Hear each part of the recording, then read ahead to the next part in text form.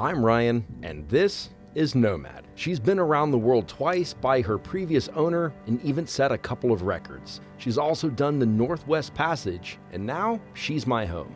I got divorced a few years ago and left the IT world to move aboard Nomad. But she had sat in a boatyard for 12 years, so when I moved on, she had no running systems. Almost nothing worked, but at least she floated. My life had personally fallen apart, and Nomad was on hard times as well.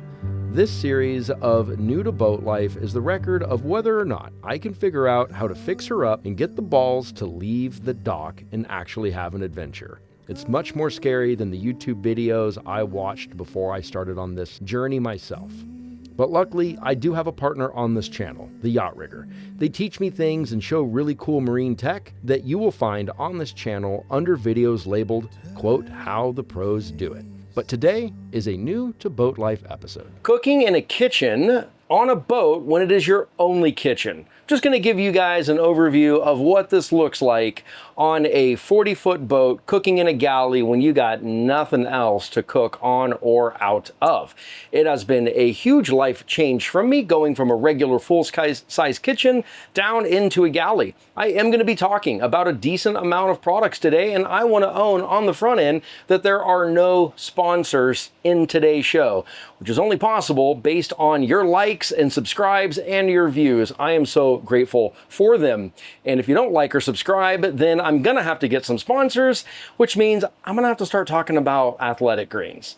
This is what a galley looks like on a 40-foot boat, but I think it's a rather standard galley with one small little deviation. Let me show you. So most boats this size in the 40-foot class would have a quarter berth. So this is my companionway that I come down, and typically there would be a quarter berth back here. And then on this side, or there'd be a quarter berth, a little bedroom around the side that goes under the lazarettes that are right here, right? But Nomad doesn't have that because she's meant for Alaska, so instead she has a lot of tankage. And so that's all tanks back there. I have a huge head for this size boat, which is great, my whole bathroom area. And then because there's not a quarter berth, I get this really nice little kick out galley that's right here. So this is what the galley looks like on her. Really good size. That's just my tripod. A really good size, but a really big adjustment when you're used to cooking in a full-size kitchen. This is where a future chart plotter will go, right here. And that's pretty cool because this thing swings, and that way the chart plotter, when I'm underway, that folds down. I can sit up there. My feet can actually sit in here while I hold the tiller and use the chart plotter right here. And then whenever I'm inside and I'm cooking or I'm underway, I can keep an eye on what's going on that chart plotter, which will also run a forward camera on the boat. Little EPIRB action back there, some safety things.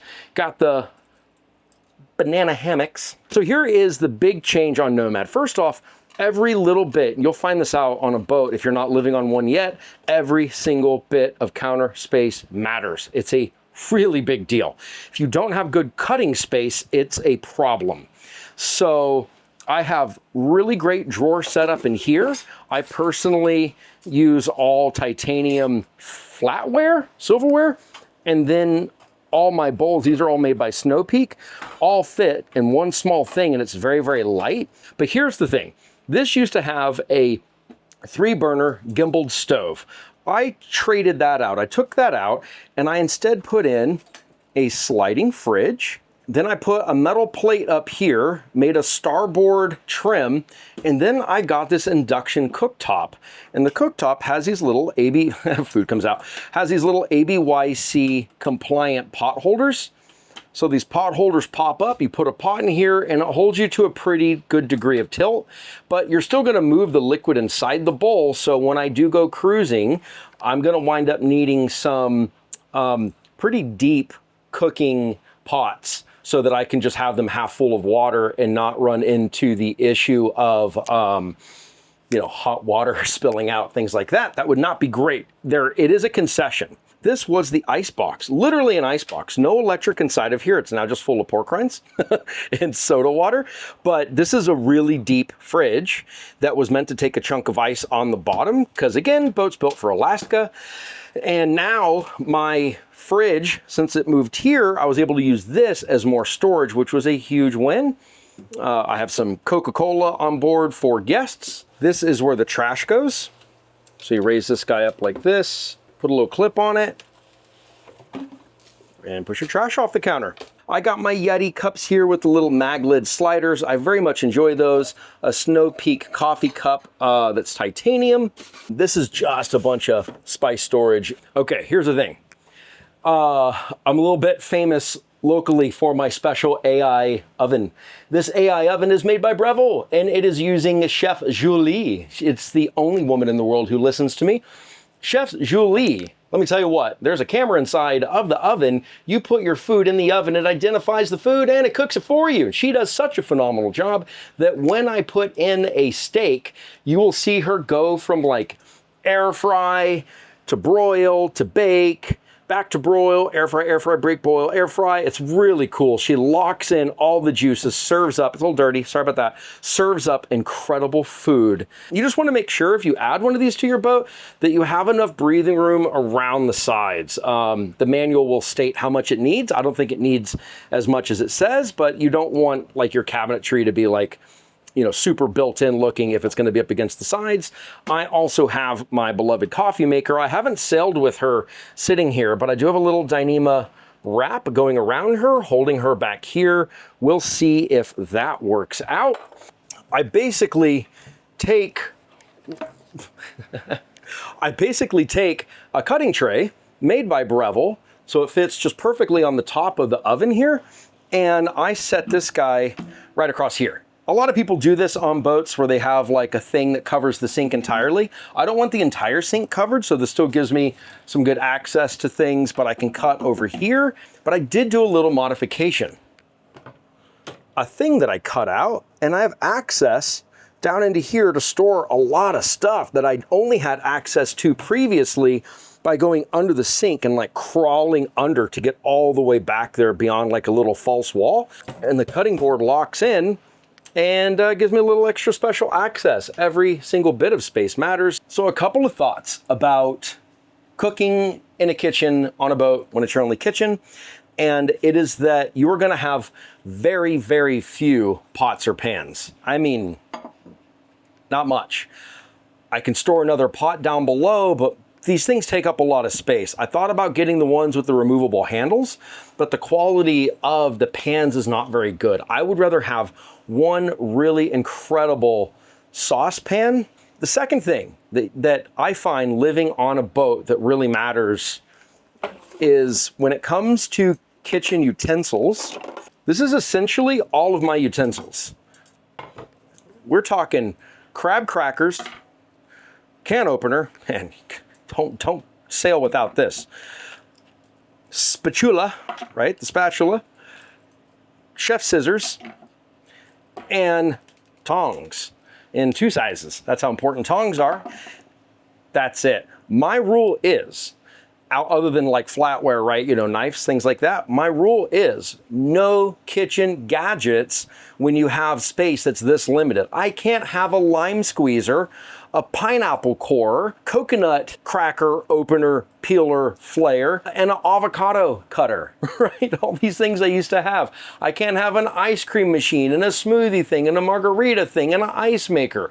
Look, other boats, other budgets, other people can do it other ways. But on a little bit more of an everyman's boat, every utensil has to fight for its space. And if I can do it with a knife, even if a tool would make it easier, believe me I am going to do it with a knife. Now, the next thing to discuss is power.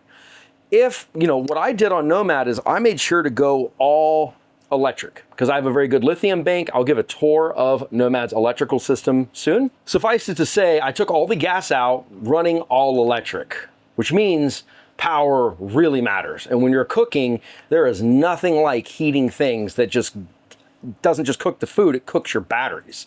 So you have to keep a very close eye on that. I'm going to make a burger bowl, and let's look at the power draw that occurs when I make this bowl.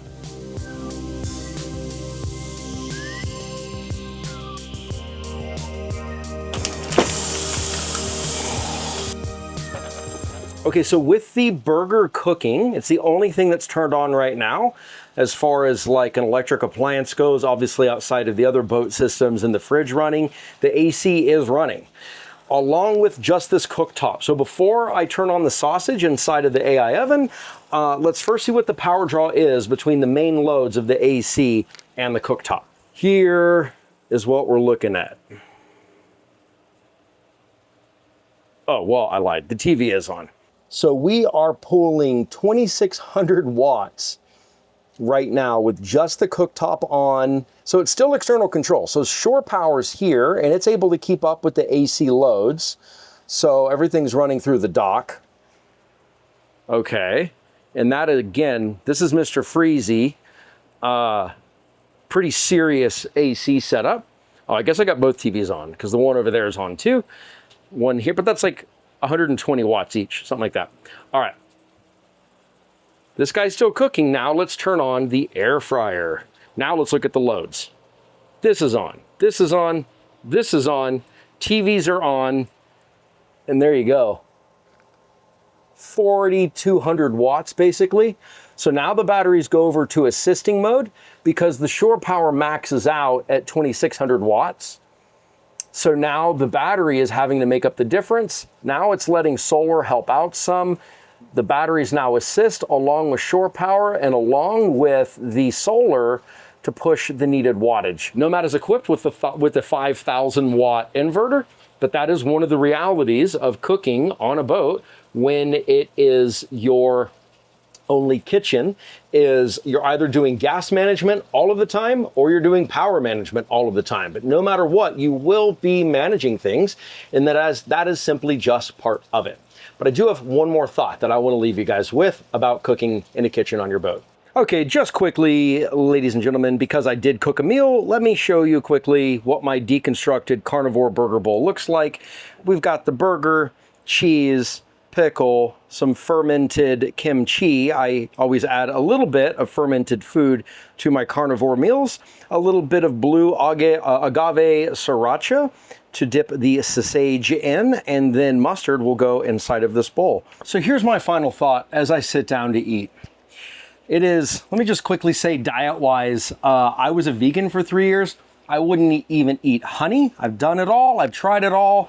And currently what I'm trying is carnivore with fermented food. But what I wanted to share is a very small thing that is somehow a big deal when you live on a boat. I don't have a lot of fridge space. So when I do pull out a drink and it's cold, and this is nice and ice cold, I am appreciative every single time I get a cold drink out of my fridge. And the one I pull out, I got to put another one back in. I say I got to reload it every time. And somehow my life has pared down to the most basic necessities, and I enjoy it more than ever. All of the excess is gone. Pare down to the minimalistic needs. I have less burden, less complexity. Yes, this boat has its own levels of complexity, but it's also an adventure machine. I gotta say, it has not been a bad experience so far living at a dock. Now, here is to actually getting out and going sailing for some adventures.